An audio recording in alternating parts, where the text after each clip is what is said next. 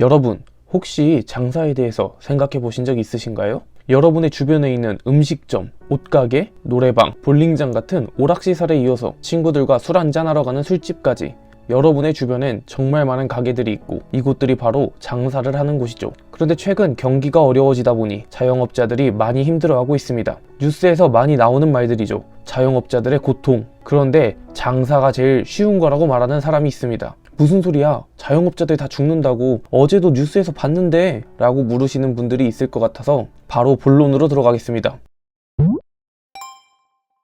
장사가 가장 쉽다고 이야기한 사람은 바로 저서 장사의 신을 지필한 우노 다카시입니다. 이분은 일본 요식업계의 전설로 불리면서 공부 못하는 사람, 요리 못하는 사람, 말주변 없는 사람도 음식점 사장은 할 수 있다고 이야기를 합니다. 공부는 그렇다고 치더라도 요리 못하는 사람도 음식점 사장을 할 수 있다고? 이렇게 물으실 수 있는데 우노 다카시는 이렇게 이야기를 합니다. 토마토를 자를 수 있다면 밥집을 열 수 있고 병뚜껑을 딸 수 있다면 술집을 할 수 있다 라고 이야기를 하면서 슈퍼마켓에서 한 개에 100엔에 파는 토마토를 50m 떨어진 이자카야 냉장고에서 시원하게 보관하다 썰기만 하면 300엔의 토마토 샐러드가 되고 손님들은 그 토마토 샐러드를 진짜 싸다 라고 이야기하며 좋아한다고 이야기를 하죠. 이런 우노 다케시님이 처음 장사를 생각한 것은 대학생 시절 자주 가던 어묵집에서 처음 장사를 꿈꾸었다고 합니다. 그 어묵집은 너무 장사가 잘 되어서 1년에 한 달은 부부가 동반으로 해외여행을 가서 가게가 문을 닫았을 정도라고 하죠. 저자는 어묵 장사란 다른 사람이 만들어준 맛있는 어묵을 팔팔 끓는 국물에 넣기만 하면 끝인 정말 환상적인 장사라고 말하면서 요식업이라는 것이 이런 것이라고 말해줍니다. 그러면서 장사가 안 될 때 힘들다고 생각하지 말라고까지 덧붙이죠. 왜냐면 그 음식의 재료를 만드는 농부는 뜨거운 여름에도 땀을 흘리며 농작물을 가꾸었을 것이고 맥주 회사에서는 수많은 사람들이 더 나은 맥주 맛을 위해 밤낮을 연구하고 있으니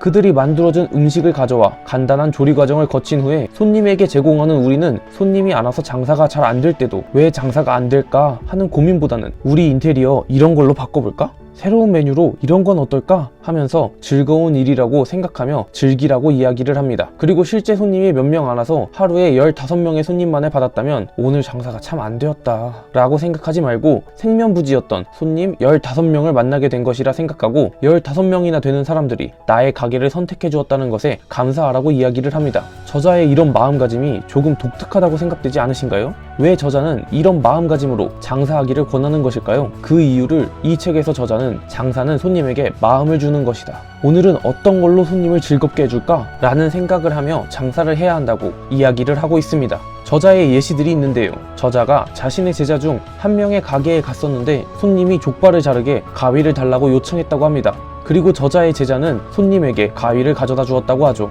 그런데 저자는 이것이 잘못된 자세라고 이야기를 합니다. 손님이 족발을 자를 가위를 요청했을 때 손님에게 족발이 커서 먹기 불편하신가요? 주방에서 썰어서 드릴까요? 라고 물었어야 한다고 말합니다. 그래야 후에 손님이 이 가게는 족발이 너무 커서 먹기가 불편했어 로 기억하는 것이 아닌 이 가게는 참 친절했어 라고 기억하게 된다는 것이죠. 그리고 이러한 친절과 손님과의 소통이 한 번 온 손님이 다음에 다시 오게 하는 비법이라는 것입니다.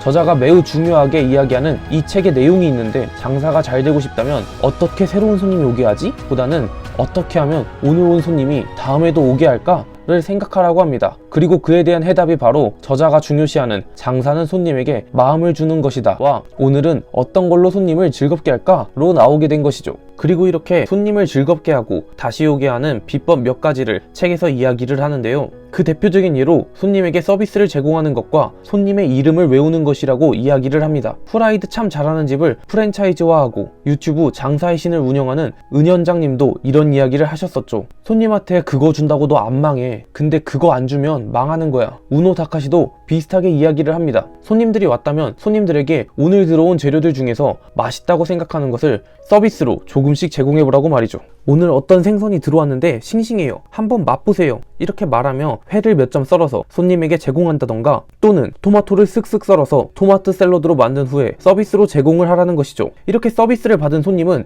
이 가게를 친절하고 맛있는 음식도 서비스로 주는 가게로 기억하면서 그 손님이 다음에도 찾아와주는 이유가 되는 것이라고 이야기를 합니다. 그렇다면 손님의 이름을 기억하는 건 어떤 이유일까요? 사실 이름이라는 것은 인간 심리에서 매우 중요한 역할을 한다고 데일 카네기의 인간관계론에서도 이야기를 합니다. 데일 카네기는 그의 저서 인간관계론에서 일화 하나를 이야기하는데요. 강철왕 앤드류 카네기의 일화입니다. 앤드류 카네기는 어린 시절 어미토끼를 잡았고 그 어미토끼가 새끼를 너무 많이 낳아 혼자서 먹이를 감당할 수가 없었죠. 그래서 동네 아이들에게 새끼 토끼에게 먹일 클로버와 민들레를 따오면 새끼 토끼에게 그 아이들의 이름을 붙여주겠다고 약속하죠. 그러자 동네 아이들은 토끼들의 먹이를 가져와 먹였고 앤드류 카네기는 여기서 사람들이 자신들의 이름을 특별하게 생각한다는 것을 느끼고 이 사건을 통해 사람들을 움직이는 힘을 배웠다고 합니다. 그리고 그런 사람들을 움직이는 힘이 강철 제조에 대해서는 아는 게 없던 앤드류 카네기를 자신보다 강철 제조에 대해 훨씬 많이 아는 사람들과 일하게 해주면서 강철왕이라는 칭호를 얻게 해주었다고 말하죠. 또한 이 상대방을 기억한다라는 힘에 대한 이야기는 최근 핫한 책인